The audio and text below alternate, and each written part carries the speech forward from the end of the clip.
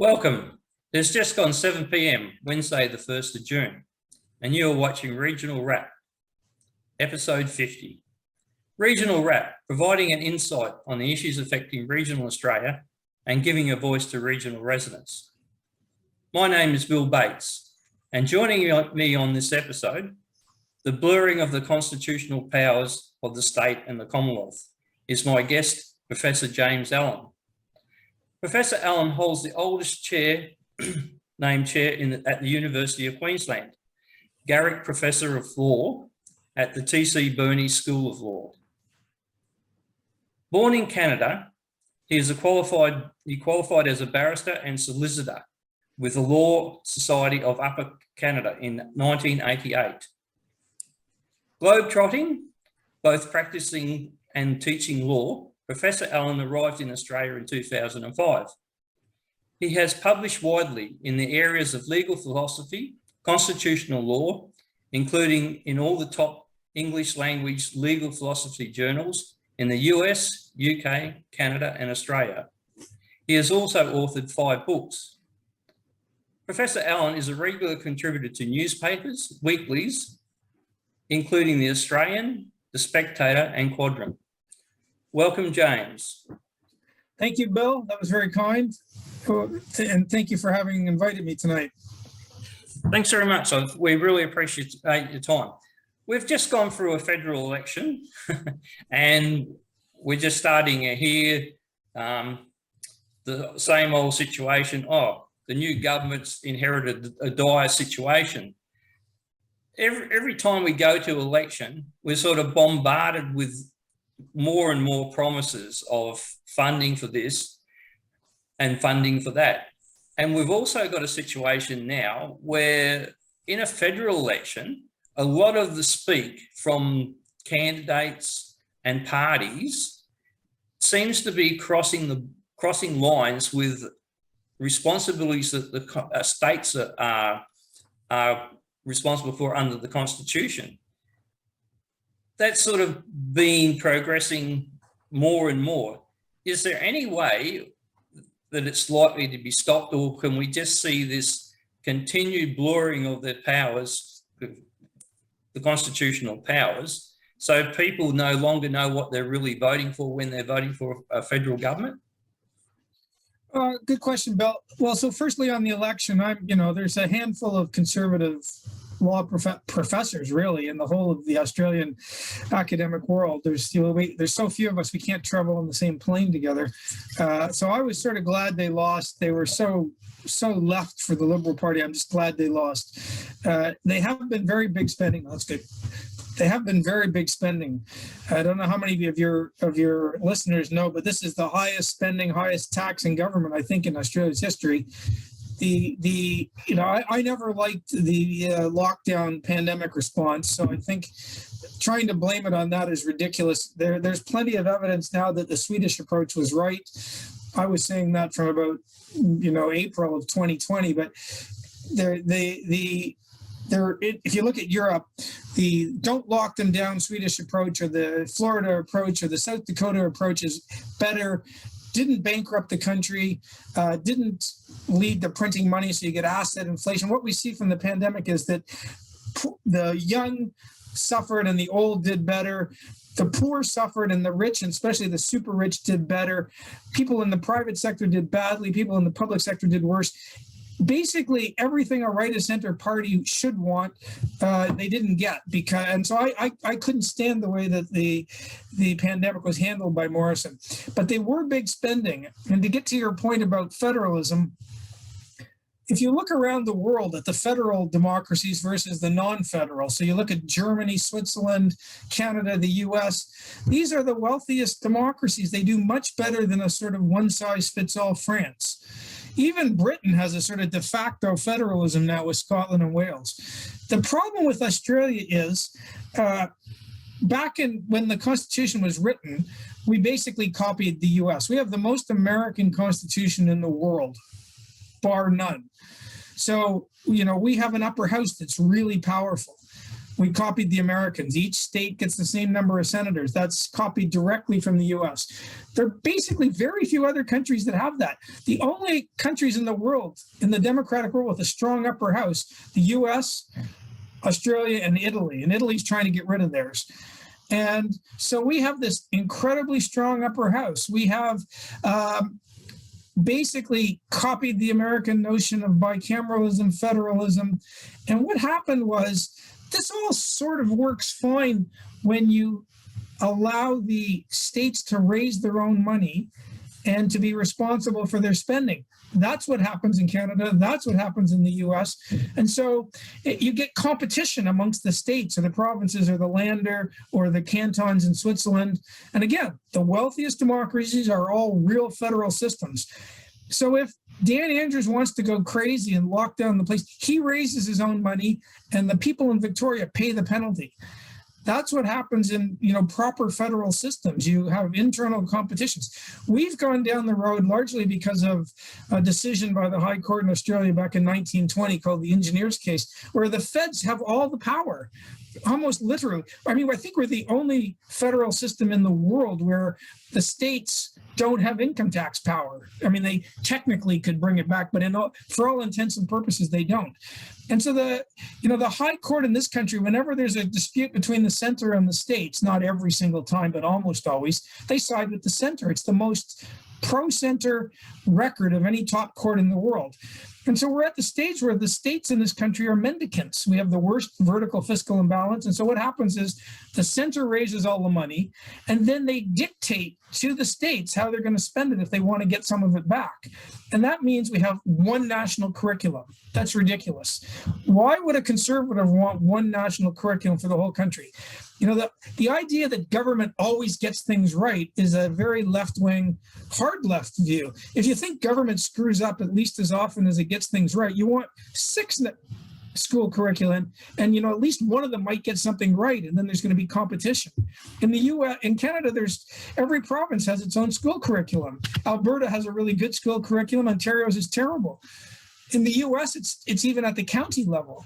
And people here seem to think one curriculum is a good idea. Well, if you think that the government's going to screw up as they normally do, it's a terrible idea.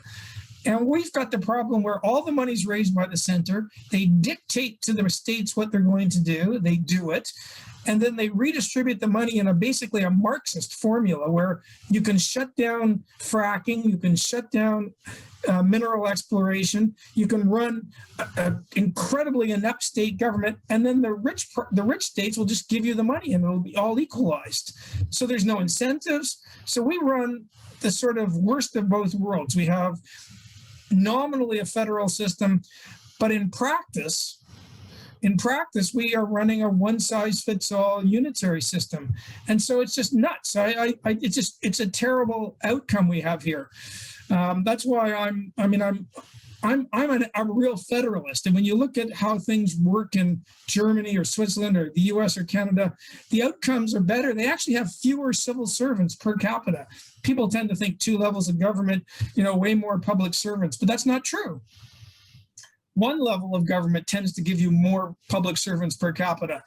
And of course, in Australia, we are effectively running a unitary state under the guise of federalism. So the worst of both worlds. I think the other thing is too, a lot of people, during the election, we also had, and it's been around for some time, we had Palmer's party jump up and say we should abolish the states. I think that was because they weren't, Palmer didn't get his way in West Australia fighting the COVID lockout, and the federal government sort of was in on the court case initially, but then it backed off against WA. But one thing a lot of people need to appreciate, if a place like Canberra is the centre of power, and yes, you elect 151 members of the lower house and 76 members of the Senate to go there, the problem is the whole public service that gives them advice or does the work for them or whatever, some of these people are 3, maybe 4 generations of people who have been in the public service and lived in Canberra. And so their view of the world might not be as worldly as you probably need to advise politicians of what to do. And that's one of my concerns in regards to, as we sort of surrender power to Canberra, the knowledge base or the influence base is so confined to a particular group of people who have been in that sort of area too long that you don't get good decisions. Well, I think that's right, Bill. It's not just an Australian problem. The idea that the sort of public servant class that congregates around a capital city. You see it in Washington, D.C., where, in the U.S., it's public information which party you give money to. And so the Democrats in Washington, D.C. outnumbered the Republicans about 20-1. In Ottawa and Canada, it's the same. So this is pretty standard. And you're right. The idea that the public servant class that lives in Canberra is probably the most left-wing part of the country. Leave aside a few very upmarket constituencies in wealthy Sydney, Melbourne. Canberra is probably the most left-wing. And so when you get elected as a conservative government, your advice is coming from these civil servants. And you have to have a certain robustness to stand up to them because they want left-wing outcomes. My dad was a public servant. He was a deputy minister in Ontario. That was back when civil servants had the view that they were there to provide advice and then to implement the program of the elected party. I'm not sure that's really the case anymore. You saw Ken Henry go off and, he became an advisor to Julia Gillard. That would never have happened in my dad's day in Ontario. And so we need politicians who can stand up to the public service. Now, was Frydenberg able to stand up to Treasury and the sort of massive Keynesian spend-a-thon and printing money-a-thon? No, he wasn't. And it takes a very strong minister. Like Angus Taylor can sort of stand up. I think he did a pretty good job of standing up to some of the public servants. You need people who don't mind being pilloried. I'm perfectly aware of the faults of Donald Trump. He was a bit boorish and crass, but he was brave. And I liked him for being brave. And I like the fact that, he realized, I don't think he realized enough, but he realized that basically the entrenched bureaucratic elites hated him and they hate conservatives. And I don't know that our liberal governments go to Canberra, and I think some of the ministers are just weak and cowardly and not really very well informed. You have to go in thinking they don't like me and they don't like my political point of view. Now, at the top end, they're very sophisticated and everything, but I think we've done a bad job with Treasury. I think the Reserve Bank's done a bad job. I think we're going to see stagflation and some pretty horrible economic outcomes for the next year or two. So in a way, that's another reason why it was good to lose the election. I think a lot of this, what you might call virtue signaling about to the environment is going to lead to some pretty shocking energy prices. Your reader, I got here in 2005. Australia had the lowest electricity prices in the democratic world. So, leave aside Kuwait or something. Today, it's one of the highest, and that's today, and it's only going to get worse. You need baseload power, and you can have as many solar panels and windmills as you want. It's just not going to cut it. So we're going to be in for some bad times, I think. And I'd like to see a right of center party that stood up for it. But if we had a real federal system, the way they do in the US, you might see the odd jurisdiction like Florida with a governor who's a real conservative who stands up like DeSantis and stands and for his state. He did a great job through the pandemic. He did a great job in standing up to Disney and the crazy sort of let's teach 2-year-olds about transgender issues. He's been great, Ron DeSantis. And, you get that because your state raises its own money and is sort of autonomous. And we don't have that in Australia because our top court for 100 years has, in all the important cases virtually, has sided with the center. So we have mendicant beggar states who have, if they want to get any money, they have to kowtow to Canberra. It's a bad thing. Well, talking about mendicant states, you've got a situation with Tasmania is probably the most mendicant state we've got, followed by South Australia. my understanding with Tasmania, 70% of the workforce either works directly for one level of government, either the federal, state or local, or is contracted or has a contract with one of those parties for its welfare, for its income. So it's in a situation where it doesn't have a good private enterprise base, and they've been rewarded for actually closing down private enterprise. I mean, there's almost no mining. The forestry industry is just about completely crippled. They stopped Amcor from creating the most modern pulp mill in the world, but they get about I think $1.38 of GST back into their coffers to make up for any inability for itself to produce its own revenue or have good industry that gives it a revenue. So I'm a bit of a heretic on Tasmania. Here's the problem if you're a Tasmanian. If you go back a few decades, they wanted to build a big hydroelectric dam to run cheap electricity, to run some industry. And if you look at the Constitution, it's almost abundantly clear that that was a state matter. And then you get some inner city types in Sydney and Melbourne, and they ran the Tasmanian dams case, and the High Court shockingly used the external affairs power to say that the central government could stop Tasmania from doing that.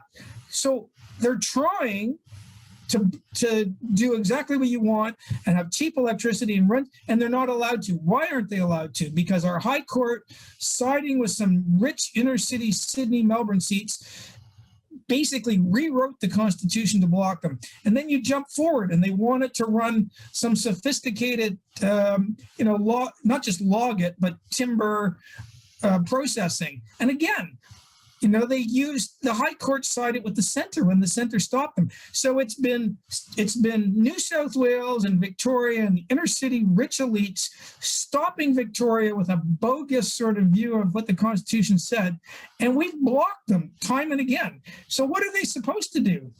Or I have a bit of sympathy with Tasmania. Every time they've tried to do something, the mainland, and I don't mean like Queensland, but basically New South Wales and Melbourne, with the connivance of the High Court of Australia, has blocked them. So that yes, they are basically a tourism sort of economy with some upmarket wines and some cheeses and lots of welfare. But that's because they would have been better off not to join the Commonwealth in some ways. They at least would have had the power to run a modern sort of private economy. So I have a little bit of sympathy. I don't want to criticize Tasmania because when they've tried to do things, they haven't stopped themselves from doing it. The mainland, using a very centralized and I think totally implausible view of the sort of federalist constitution, has blocked them. And so now they're in a position where they got nothing left. They can't build big dams. They can't do timber processing. So what are they supposed to do? So I have some sympathy. I know they get $1.38, but given that we've done that to them, we sort of have an obligation to give them some money, is my view. So I am a bit sympathetic. I don't have any sympathy for South Australia, but I have some sympathy for Tasmania, to be honest. In regards to getting a rebounce back towards the states having, and being able to exercise their original power, is there any methods available to them, or is that we've just gone too far down the track that a state? It's a hard one. I don't think I agreed with Malcolm Turnbull on anything, except when he was prime minister, he did offer the states income tax power. And even the Liberal coalition premiers said no. I mean, it's like the Stockholm syndrome. So people seem to believe that if the states had income tax power, they would pay more tax. That's not how it works. If you imagine you're at the top marginal rate of, 47%. Well, if you're in Canada or the US or Switzerland, maybe 25%, 25 cents of that would go to the center. And then on day one, 22 of the cents would go to the states, right? And so each state would charge 22 cents. The center would charge 25, and you'd have 47. And then over time, some states would increase their tax and some would lower it. So in Canada right now, if you're in Alberta, you pay almost no provincial income tax. If you're in Ontario or Quebec, you pay a lot. In the US, if you're in New York or California, your state income tax is very high. If you're in Florida, there's no state income tax. And the states compete. Now, everyone pays the same federal tax. And so if you want to run a state like Florida with very low income tax, you can. And if you want to run a high income tax state like California, you can. Your voters can get what they want. In Switzerland, cantons like Zug, you pay almost no tax. And so some states in the US have zero income tax or very low. Some have very low sales tax. Some have low sales tax and low income tax. Some have high both. And that's true in Canada too. And so to some extent, you can live where you want to. But in Australia, everyone pays the same. And so there's no competition on tax rates. And when there's competition, there's good results. If one state is charging too much tax, they lose people. And they don't just lose people, they lose corporate citizens too. The big corporations don't want to be in New York anymore, and they're starting to move down to Texas and Florida. And the car companies don't want to be in Michigan anymore. And so you have to respond to incentives. Well, we've killed that in Australia, completely killed it. And so when Malcolm Turnbull said to the states, the only good thing he ever did, let's look at giving you back income tax. They all said no, even the liberal ones. What is wrong with the liberal premiums? Are they stupid or something? And the answer to that is yes. No, but are they also lazy? Is it the fact that they're guaranteed this bucket of money for basically doing nothing, and the less they do and things get bad, they can ask for more money? You've nailed it in one. Imagine going to university and the professor said to you, you'll get the same mark no matter what you do. Don't worry about it. Doesn't matter how much work you do. The people who do really hard work will take some of their marks and we'll give it to the people who don't do anything. That in a nutshell is Australian federalism. It's crazy. And for a Canadian, and on almost everything, I prefer Australia to Canada. But our federal system in this country is just bonkers. That's a term of art. It's crazy. It's like Marxism in action. There are no incentives. You can shut down fracking, shut down exploration, run the most crazy government like Dan Andrews in Victoria, and you'll end up with the same. Okay, so what are the incentives? Do people believe in incentives or don't they? I don't know. It appears, and when you talk to Canadians or Americans, they're instinctive federalists. They instinctively think each state should be different and we'll have competition. And you talk to Australians, and I'm generalizing, but they think, it should all be the same. We should have the same curriculum in Perth as in Sydney, and we should have this, everything should be exactly the same. But if you have exactly the same, you don't have competition. And so it's really bad. Now, can we fix it? Well, even when Malcolm Turnbull offers income tax power to the states and they say no, I'm inclined to say no, we can't fix it. Because Tony Abbott, before he got ruled, had set up a committee to look at sort of fixing federalism.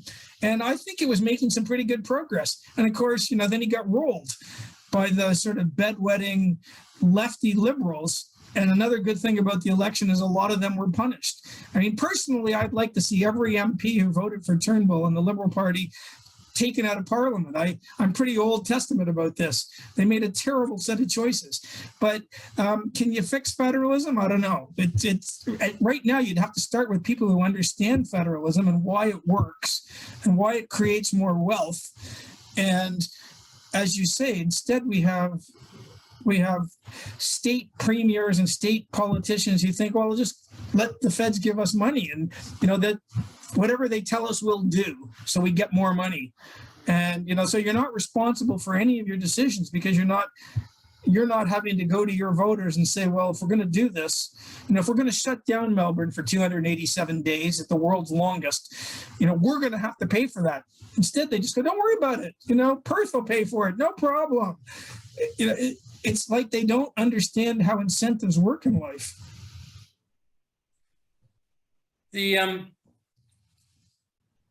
is some of the problem also the calibre of people who stand for politics in regards to they're now not so much people from all different walks of life. They're sort of a group or class of people that have gone through university, got a job with some union or some other party, like a local member or something like in their office, been indoctrinated to their system and haven't got a great lot of worldly experience. And the other thing is, would any of them actually have read the Constitution or even know, let alone understand it? Well, Bill, are you saying that some of our politicians might not be the cream of the crop? I mean, my God, it's pretty. Of course, there's some. We have way too many people going into politics who go to university. They work for the local. They work for the party in university. Then they go and they work for a think tank or the unions, or maybe if you're lucky, they go and work for a charity or something, and then or a ministerial aid, and then they get into politics, and all they've known their entire life is politics, sort of like Albanese, sort of like Scott Morrison. It was much better when people went and had jobs. And even if, I think there's way too many lawyers in politics, but even if, at least if you're a lawyer, you've had to deal with clients and you've had to earn a living, right? And we don't have nearly enough of that. When you looked at Britain during the pandemic, so I think the lockdown rules were crazily harsh and it was stupid to lock down at all. But in Britain, 100 MPs, 100 Tory MPs, 100 members of Boris Johnson's own party voted against his lockdown rules. Here in Australia, 2, 3, Christensen, Kelly, maybe Antic. That's it. The rest of them, you get these people like Tim Wilson or James Patterson, who they all go through the IPA and they talk how important liberty and freedom is, and they make great speeches. And the first chance they get where it really matters, not a peep out of them. They don't vote against their own party. They don't say anything. And that's because they've spent their whole lives in the political game. And it's not good. I mean, Churchill was an MP for a long time, but he was a journalist. I don't know how many, at one point, Winston Churchill was the highest paid journalist in the world. He made a huge amount of money writing. And, he knew, he was a spendthrift and he always spent more than he earned, but he knew how to make money. And when you look at the kinds of people going into politics in this country, is very depressing by and large. How many people in the Liberal Party could go out and make a lot of money if they weren't in could make more than they're making in Parliament? Well, Angus Taylor could. He was very successful.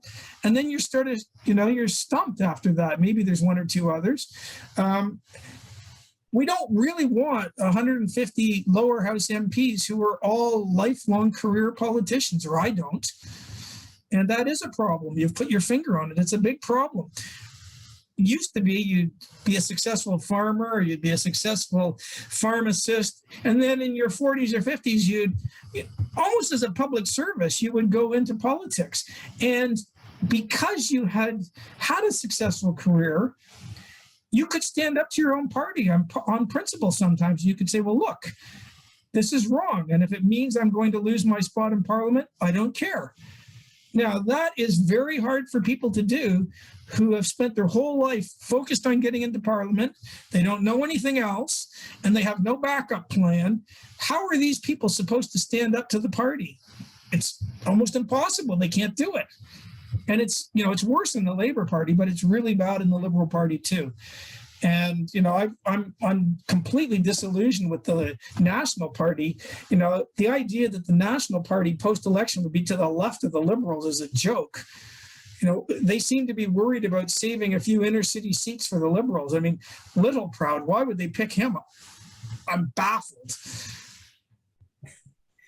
And, the National Party in regional Queensland, it virtually doesn't exist. North of, I think, the LNP, as it's now amalgamated with Liberals, I think it's state-wise, they hold the seat of Burdekin. That's the northernmost state seat electorate.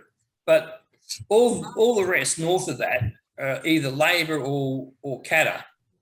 So they're basically deserted the field in North Queensland, and even to a degree in Central Queensland. Then in New South Wales, their ties to I don't know, it's their ties to the Liberal Party or the fact that they go to Sydney far too often, is their bread and butter has been lost to shooters independents and then shooters and fishers in the last state election. You can't sort of go to elections and not keep in touch with your core values and your core constituents, but that seems to be something they want to continue to do. Yeah, I mean, I only got here in 2005, so I don't profess to be on top of all the intricacies, but it seems to me that it was a mistake for the Libs and the National Party to amalgamate in Queensland. I don't think that's the right way to go about it. I don't know that it's been very successful. It sort of paid off under Campbell Newman, and I think he's underrated. He tried to do too much, but when you look at when he lost, he got more votes when he lost than they have got since by a mile. This idea that we'll just be a left-wing sort of opposition party, the LNP, and this is, will be a low risk, won't stand for anything, and this is the way we're going to beat Labor, is just not the way to do it, I don't think. Campbell Newman took on everybody at once. Maybe he could have cut it down to taking on 5 people at a time, but his basic views were right. So I think he gets a hard time, and I know he made some mistakes. When you look at the Nats in New South Wales, well, they're just sort of pathetic. As you say, they're losing ground to the hunters and fishers, or the shooters and fishers, whatever they're called. Now, here's the weird thing. I got here in 2005, just after, I guess that was just after Howard had taken out Mark Latham. Well, if you had to pick a politician today that I have the most in common with, it might be Mark Latham. I mean, I have way more in common with Mark Latham than I do with Scott Morrison. I like Peter Dutton. I hope he doesn't go all weak and soft. I mean, I don't know why they're picking a left-wing deputy leader woman.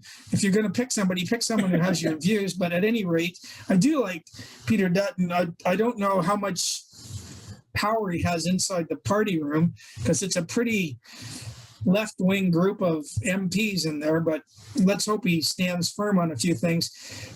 But if you don't have a set of principles and values that inform the kind of decisions you make, you're not in a position, for instance, to say in early 2020, look, the burden of proof is on people who want to shut down the economy. We have 100 years of data that it's not a good idea to lock down. It's not a good idea to close schools.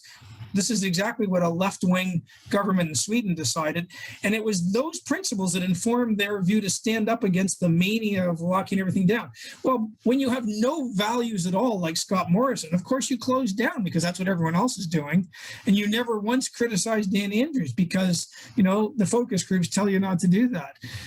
But when you have, and again, it was a center-left social democrat government in Sweden that stood up against the craziness, I think. And the data is now showing that deaths caused by lockdowns are going to vastly outnumber the number of lives that were saved because of lockdowns. Leave aside the economy, leave aside the massive spending, leave aside the asset inflation that benefits the rich. Leave aside the fact that, the young have had their lives ruined for 2 years to help a few 85-year-olds. And I don't mean that in a demeaning way, but I mean, at some point, you either have values about freedom or you don't. And the answer is most of the Liberal Party does not. And so one of the good things is a nice center-left government like Sweden did all the right things. They line up perfectly with a Republican governor like Ron DeSantis. And it's not because they share views on sort of left-right issues. They shared a view about what it means to be a citizen in a democracy, and that we ought not, without an awful lot of proof that we're living through the Black Plague, or the Spanish flu, we ought not to be welding people into their homes just because China's doing it. And so I don't think that our politicians have really shown themselves to be people who will stand on principle. None of them have, really. With the pandemic, when it started and that, of course, the politicians abdicated all their responsibility to the experts. And when Morrison went to this election, do you think he was hampered by the fact that he created that national cabinet, just followed the lead rather than led the country? Well, two things. Firstly, they certainly abdicated to the public health clerisy or the public health caste. These people, it was always presented by the ABC and even Sky After Dark. It was always presented as if this was the sort of monolithic, uniform set of opinions by those who are expert epidemiologists. That's just not true.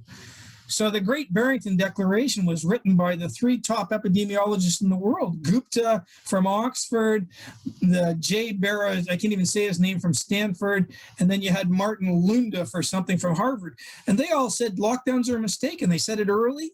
And if you compare their credentials to, Jeanette Young or any of the public health people in this country, they're a million times better. I mean, Sunetra Gupta is the leading epidemiologist on viruses in the world. She said, we should never lock down. And so it wasn't the case that there was just one uniform view. Now, it's true that these dissenting epidemiologists and these dissenting doctors were pilloried. They were canceled by big tech. They were censored. All that's true. The ABC didn't ask any questioning comments at all, and neither did most of the other media. So they deferred to a particular quadrant of the sort of public health clerisy, and that's not their job as politicians. So that was a mistake. And then as for national cabinet, well, it's nowhere in the Constitution. This was just some brain freeze or brain idea of Morrison. And what he basically, I don't know this, but my speculation is he thought, look, I don't want to be responsible for making calls, so I'm going to co-opt all the premiers in so we all are responsible. And so he creates this national cabinet. It's not in the Constitution, and it had really malign effects. It sidelined his own cabinet. It sidelined the Duttons and Angus Taylors of the world in favor of Dan Andrews and Mark McGowan out in Western Australia, and even the useless Lib who was in South Australia. And so because they're not having to pay the costs, these premiers now are sort of making the calls, and all Morrison would ever do is write the checks. And so from the point of view of the premiers, there was no downside to lockdowns. There was none. You're looking for at least a year and a half, you look good. You're really saving people's lives. It turns out the data shows that's largely, excuse my language, but it's largely bullshit. There's a big study that's just come out of Johns Hopkins by, the meta study of all the studies. At most, you were looking at a 2% variance, 2.4% from Sweden. So that's not 40,000 lives, the way Morrison just made that number up. Gigi Foster puts it at under 10,000, and that's combining together deaths from COVID and deaths with COVID. And you have to remember, we have tens and tens of thousands of deaths every year from flu. And so when you start now calculating the deaths that are going to come in because of lockdowns, missed cancer checks, alcoholism. In the US, there were more deaths from alcoholism, I think it was 2021, than there was from COVID. I mean, you've locked people in their homes. There's marriage breakdowns. There's domestic violence. There's mental health problems. These are all predictable problems. And this is why for 100, the WHO in 2019 at the end said, don't lock down. That 100 years of data said, don't lock down. Now, will some people die? Yes. But if you give them the information, which is what Sweden did, what Florida did, what South Dakota did, what Taiwan did, what Japan did, you're going to end up with almost as good a results, and you're not going to have to spend billions of dollars to pay people to sit at home, which was, again, mostly civil servants. the private sector got destroyed. So on almost every criterion, if you had come into the game with a certain set of small government, pro-freedom views, you would have been very hesitant to go down the road we did. You would have wanted to look for the Black Death, where 1 out of 3 people died in the 1400s. Well, if 1 out of 3 people are dying, you're going to do some crazy things. Well, the survival rate here is 99.8%. That's the worldwide survival rate from COVID. And I still see people walking around at the university and on the street with masks. There's no evidence masks work. So again, we have problems on every matrix here. I don't know what to make of it. Is it also a fact that the public is to blame for a lot of this in regards to they vote for the politicians, but they never do any real research themselves either? It doesn't matter whether it's COVID or just any policy, whether it's climate, renewable energy or that. They don't do any research. They just suck up what's ever coming over the mainstream media in the headlines, and all they ever get is the headline grab, and they don't look at it any further. And what the headline grab is gospel, and they continue that out. So are our public really to blame for the way we're going? I'm a big Democrat. I mean, I think Churchill had it right. Democracy is the worst form of government except for everything else. And it's the job of the politician to stand up and explain why, say, net zero is just empty virtue signaling, why it is that on present technology will never meet it, and why it is that when you're producing 3% of the world's emissions, it doesn't really matter what Australia does. And China in 16 days produces our yearly output, and why it is that hang on, I've lost you. Are you still there? Yeah, there. Okay. That's fine. I'm not sure what happened. I've sort of lost the picture. Anyway, it doesn't matter. No, we haven't lost you. Okay. Yep. It's the politician's job to stand up and say, here's why you need to go down this road. I know that the media is saying X, Y, and Z, but Howard did a good job with that on the GST.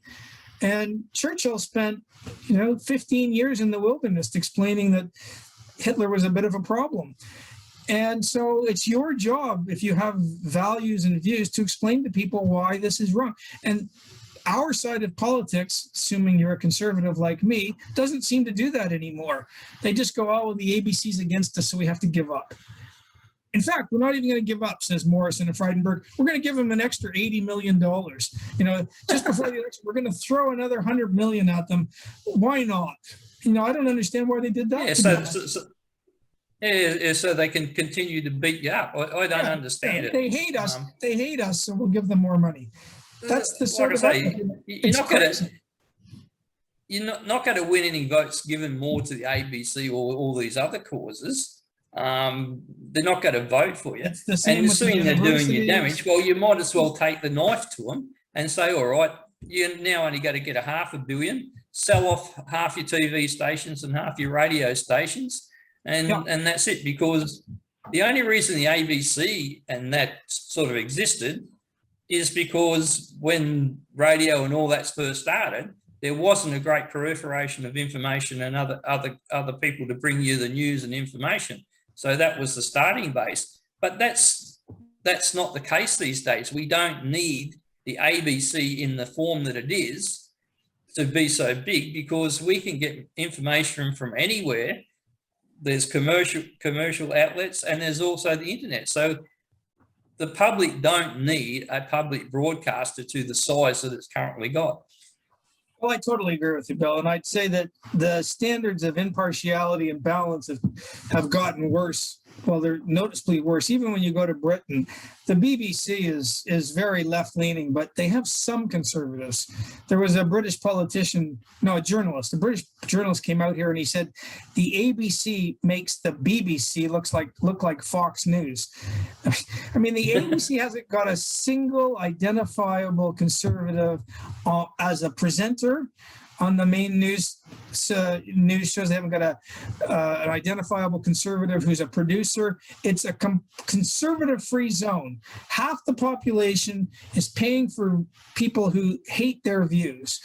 And there's something wrong with that, and why your side of politics would fund them. And not just fund them, Scott Morrison gave them a raise because, maybe they won't completely crucify us in the election campaign. That must have been their thinking. It was pathetic. It's absolutely pathetic. As you say, I would vote for someone who made it their main pledge to do something about the ABC. And they say, oh, people love us. Well, let's see how much people will pay for them. Let's see when they have to go into the marketplace, how many people will pay for ABC News. I'd be surprised if it's much over 15% of the population. As we went into this federal election, and I don't know about the particular electorates that you live in or surround you, but up in Cairns, we've got Leichhardt and we've got Kennedy next to us, of course, and then we've got Herbert. Now, we've still got local newspapers both in Cairns and Townsville, so we do get a bit of feed that probably is less centralised, and you get information in regards to what people are asking for in regards to promises and that. One of our favourite things up here by a lot of the people who are so-called leaders of our region, they talk about a thing like we want a new sports stadium, and they take that as part of the things that they want to give the federal government, support our new stadium for us. Or the other thing is Cairns has a problem with water supply. We've outgrown our Copperload Dam and we need to sort of get more water in, and there's a plan to pump water out of the Mulgrave River. And they're sort of, canvassing for money on that. And of course, we've got the Kuranda Range, which is a problem. And because it was built a long time ago, it's not meeting its main task in traffic and safety volumes. But all those things really go back to a state responsibility. I mean, the state is completely responsible for water. If Cairns runs out of water, it's the state government's fault. It's not the federal government's fault. And so we've been caught up with that sort of thing. And then in the last election, we had all those sports rorts sort of thing where the Liberals were caught, trying to influence the local constituency by, sports grants and things like that. So is there anything we can do in regards to educating people that, you've got to hold the federal government accountable for things like that they're actually responsible for? Like the federal government's responsible for ensuring we've got 90-day supply of fuel. We've got 19. Now, isn't that something we should be punishing a federal government for? But it doesn't seem to get a Guernsey. Again, it comes back to the way I think the High Court has ruined federalism in this country, where we have the world's worst vertical fiscal imbalance, which means the center raises all the money and the state, in terms of its obligations in health and education, other matters, they spend a lot of money, but they don't raise it. So they have to go cap in hand to the center. And this makes it quite attractive to politicians to say, well, we'll give you this money for all the sort of things that you mentioned. And so people get used to being bribed with effectively their own money. They're taking money from you and then they're giving it back to you. It's never the government's money. It's always the taxpayers' money. You mentioned dams. When we had the big floods here in Brisbane in 2011, it was pointed out that if Kevin Rudd, as he then was, hadn't blocked the third dam in Brisbane, there would have been enough water for 40 years if there wasn't any more rain at all. And so when was the last time they built a dam in Australia? I don't know, but we could definitely use more dams. There's probably plenty of water if you actually built a dam. I don't know why people are against dams. I'm really not clear. I don't understand why the Greens are against nuclear power, and I don't understand why they're against dams, but there you go. I think they're against everything that's not the Stone Age. I think there's also a situation like when they had the 74 floods in Brisbane, which were catastrophic. There was a commission. They recommended that the Wivenhoe Dam be built, plus 2 flood mitigations dams as well, further down, one down on the Brisbane River and one on the Bremer. Now, Joe, in compliance with that commission, he bought the land or set aside the land for all those 3 dams. The Wivenhoe was built and it was commissioned in 86. Joe went out the door shortly after that, but the 2 other flood mitigation dams were actually shelved by the following Labor governments. And it seems that really the people are enduring the same thing in 2000. They had the 2011 floods and the recent floods because at least these 2 flood mitigation dams weren't built. But no one holds anyone to account for those sort of bad decisions.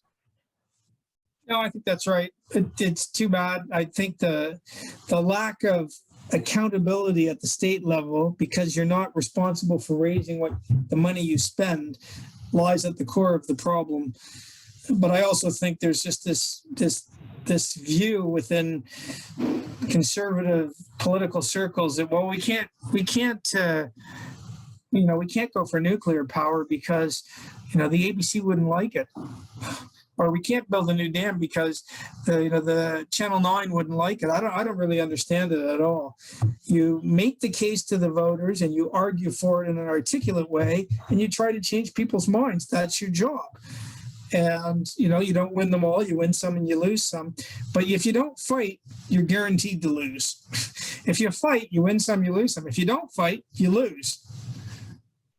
But I suppose the other thing is that you need good independent advice to make those good decisions and make those cases. But I don't think that even a conservative government puts the right people around itself to get good outcomes. I agree with that. I don't know that I buy into the idea of independent advice. I mean, advice is based on the set of values you bring to the table, and everyone says they're independent, but it sort of depends on the kind of values you bring to the table. What conservatives don't do is they don't surround themselves with brave people who are, have a certain set of values, and they argue for them. You're not going to win them all, but we've just, once Abbott was rolled, we've had 7 years of coalition government at the national level. What have they done? What conservative, small government things have they done in 7 years? You can't think of anything. I mean, AUKUS was good at the national level, but again, it's mostly talk and no walk. But other than that, you can't point to any legacy they have at all. They have done nothing. All they have focused on is the focus groups and trying to get reelected. What's the point of going into politics if you don't have a goal about, we've got New South Wales has the world's worst falling educational outcomes. Like, how many people know that a supposedly conservative government in New South Wales is overseeing the world's most precipitous decline in educational outcomes? And Australia right now has educational outcomes below Kazakhstan. This is terrible. This is a state responsibility, and all the states are doing a bad job because they've all signed up to the national curriculum.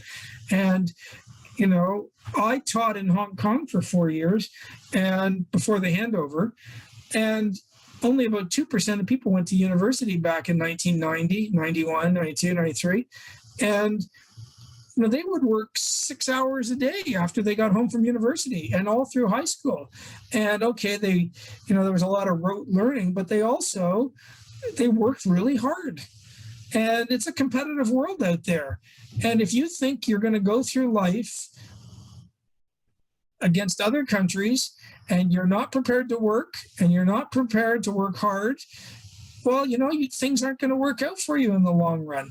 And I think the English standards in this country are pretty terrible. People don't know any grammar. I went to state schools my whole life in Canada. I went to a little primary school. By grade 5, we were, this isn't higher mathematics. This isn't university. This was just basic grammar.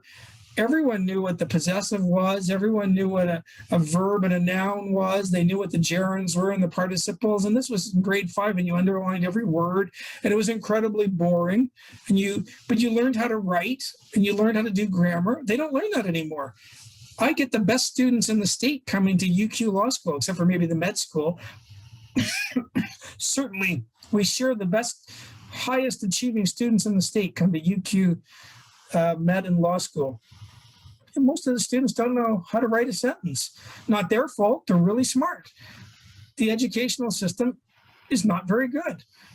And it's not very good compared to what was in existence 30 years ago. Now, why is that? That should be fixable. We should be able to compete with... Sorry. I think that's the thing with the centralised system and that plan is it's all been pushed down to mediocrity and participation rather than excellence. Look at Bill. Australia aspires to mediocrity. The way we're going right now, mediocrity would be a great improvement.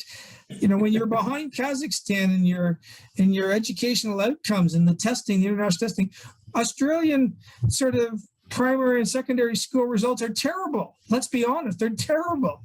And it's not the kids' fault. It's our generation. We are not imposing the kind of things that were imposed on us. When we went to school, those of us in our 50s and 60s, in primary school, we had to learn stuff. And, some of it's pretty boring, but it's stuff you need to know for life. And we had inculcated into us a love of country, patriotism, and we learned about the great achievements of Western civilization. Well, we seem to be teaching kids to hate their own heritage. I don't understand what value this has in the long run. Most people in the world would saw off their right hands to come to Australia or Canada or the US or Britain because it's like the best place to live in the world. And yet all we have is this sort of self-loathing. It's destructive and it can't stand up to testing. So I don't understand why our side of politics doesn't stand up for, pretty solid truths that you ought to be able to defend if you've got 2 brain cells in your head, but they don't. And is that basically cowardice? Sorry? Is that basically cowardice in regards to you don't want to put up with the criticism or the... Well, I don't know. Go and talk to the New South Wales education, supposedly conservative government overseeing education. They're hopeless. And I don't know what it is. I don't. Do they not care about it? I don't know. One of the reasons I'm glad that the coalition government lost is because they deserve to lose. And at some point, you have to hold your own side of politics to account. And the fact that Labor is worse, it is worse, and it's going to be worse, and it will be worse, and it could be really bad. Yes, all that's true. Nevertheless, they deserve to lose, and we did a good job in voting them out. In regards to things like education and that, when do you think that, well, I just don't understand why parents accept the stuff that's coming through the education system. Is their only chance to sort of try to rectify it is vote for a party that has a good education policy, or is it something, parents are just surrendered as well? Well, you just have to read Mark Latham on what's happening in New South Wales, and you think, well, I don't think I could vote for the Liberal Party in New South Wales at the state level. I mean, they've been hopeless.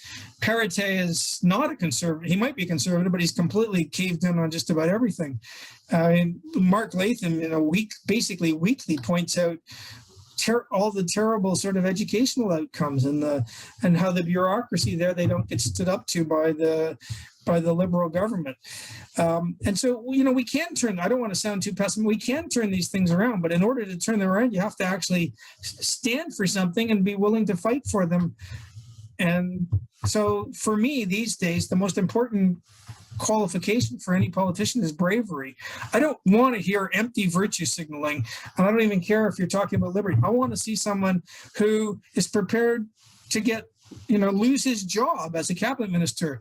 When was the last time in Australia a cabinet minister said, okay, I'm going to step down and go to the backbenches because I don't agree with this?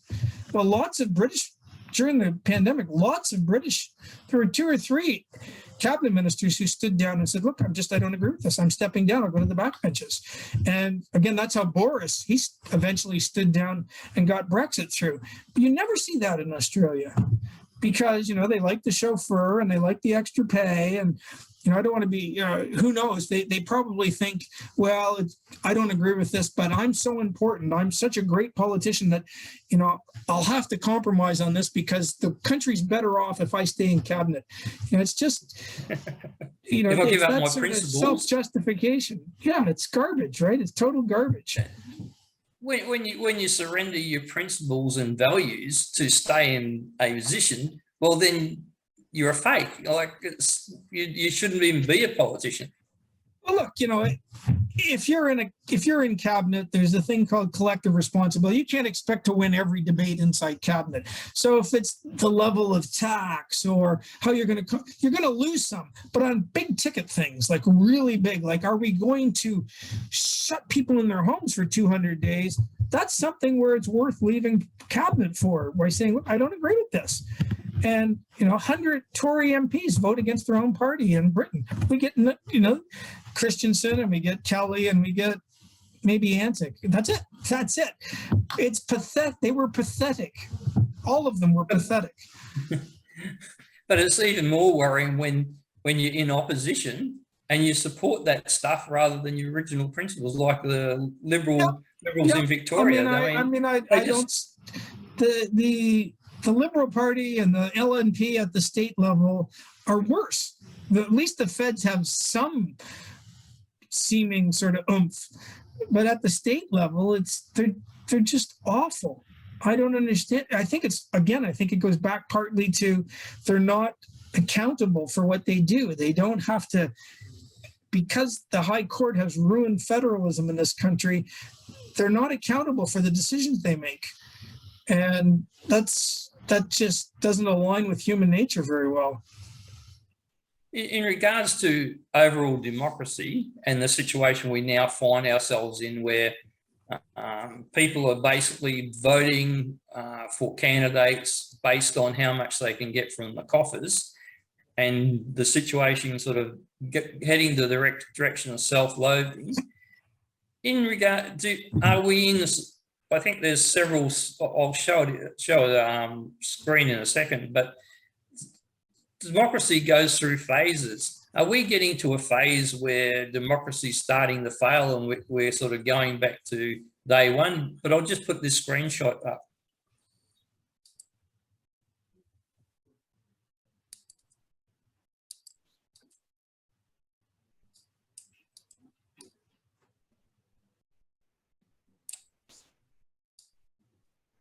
It basically says the average age of the world's greatest civilization from the beginning of history has been about 200 years. During those 200 years, these nations always progressed through the following sequence: from bondage to spiritual faith, from spiritual faith to great courage, from courage to liberty, liberty to abundance, abundance to complacency, complacency to apathy, apathy to dependence, and from dependence back into bondage. I think we're definitely in an apathy stage. Yeah, I mean, I'm a natural born sort of skeptic. I don't actually buy those little sloganeering things. I mean, Rome lasted a lot more than 200 years. I mean, Rome lasted in the West to what, the 460s, 470s AD, and got right up to 1400 something in the Eastern Roman Empire. And so it certainly lasted a lot more than 200 years. The Americans have been around for well over 220 years now. And people keep writing off the Americans, but I bet big money that if you look at 80 years from now, the Americans will still be dominant over the Chinese. China's got huge problems compared to the Americans. When you look at the basics, they've got the one-child policy has killed their demographics. They have been running crony capitalism. They've got really big problems, the Chinese, the big fundamental problems. The Americans are going through a period of sort of self-loathing. It's a bit weird, but I would put my money on the Americans over the Chinese over the next 80, 90 years. And Canadians don't normally say that. Or even the Brits. I mean, the Brits have been the most successful. If you go back from, say, the 1700s on, it was the Brits who ended slavery. Nobody else did. It was the British Navy that spent 80 years single-handedly at great expense ending the slave trade, while the whole Islamic world had massive, the more slaves went to the Islamic world than the Christian world. And nobody else was stopping it. And the Brits have a great, the British Empire has a lot of great things about it. You were a lot better off being colonized by the Brits than the French. The Belgians were brutal. And so, nobody seems to have any perspective about it's a cost-benefit world, and you're always picking between least bad choices. It's never a perfect utopian choice. And so I don't know that I buy this sort of little self-help book like sloganeering where you collapse everything into 4 lines and that's the kind of thing that sells, but I don't really think it's a very accurate portrayal of what's going on in the world. Well, everything's it's a bit of a pendulum. We'll come out of this but it's not going to be a very pleasant next few years. And for some people, they've gone through continual economic growth for the last 20 years. They don't even remember what high inflation was. I remember what it was. I was a kid. I remember 18, 20% mortgage interest rates. And they don't remember what it's like to have stagflation. I remember, and I'm barely old enough to remember, but I do. And so a lot of the young are going to be bitter when they see that the older people who've got assets have really done well out of the last few years. And so there's going to be a pushback, and there deserves to be a pushback. And I would like to see our side of politics actually stand up and start standing for stuff, which they haven't done for at least since Tony Abbott. I think the other thing is, when you pointed out about slavery, I was just brought into mind is unless you stand up for your past, your history, except that it did some things not that well, but it also delivered great things. And like you pointed out, Britain went through the effort to sort of cut slavery, but then you got now in sort of places like Jamaica and even in people in their own, because they have a fairly big black population as well, now are looking for restitution because of the slave trade and that, and trying to bash Britain sort of thing and want reparation. If you cower down to that, well then doesn't that weaken your whole democracy and your foundations? I really like Jamaica. I've been there. They have phenomenal jerk chicken and great rum and really nice people. I really like Jamaica. I don't know that anyone takes it too seriously when they're asking for reparations. I mean, the way I look at it, I remember a philosophy professor said to me, if anything about the world had been different, you wouldn't be here. So when you're complaining too much about the past, you have to remember, if the past had been different, for you actually to have been born, it was like 1 trillion to 1. Not only did this sperm have to meet this egg, your parents had to meet. If you changed anything about the world, you wouldn't be here. So in some ways, I don't know why you're complaining about the way the world has panned out, because if it hadn't panned out that way, you wouldn't be alive. And so we're not responsible as individuals today for what happened in the past. We're not. You are responsible for the choices you make as an individual. Sometimes they're not good and you should apologize, but I don't buy saying sorry for something that somebody else did. I don't buy it. I don't think it's healthy, and I'm not going to do it.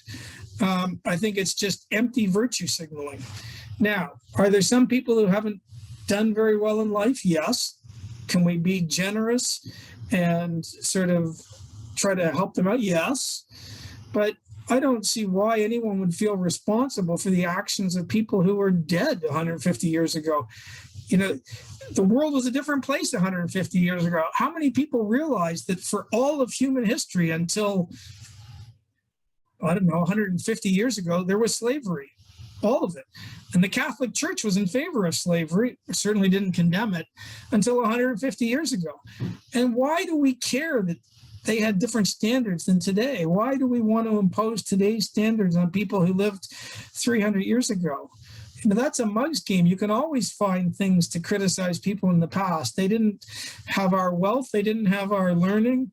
And I'm pretty sure 200 years in the future, people will be looking back at us and laughing at our sort of Neanderthal outlooks. But, you know, why is that the standard? Now, Bill, I've got a great dinner waiting for me and a lot of alcohol. Yep. So I'm looking at the clock and I'm starting to wonder, when do I get to drink?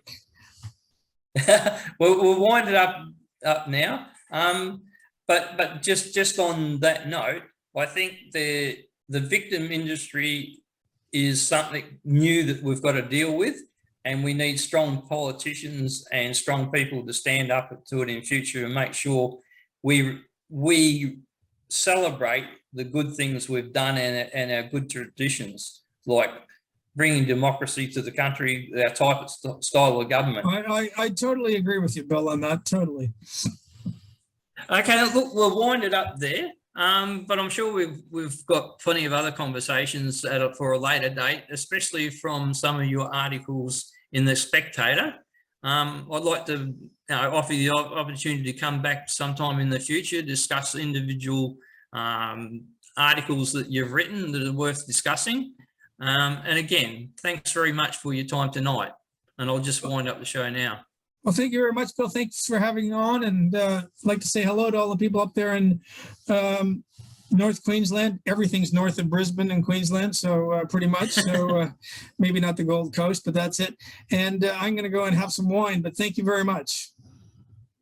Okay, thanks very much. If you enjoyed tonight's show, please like, share, and subscribe to our Facebook channel, and also subscribe to our YouTube channel.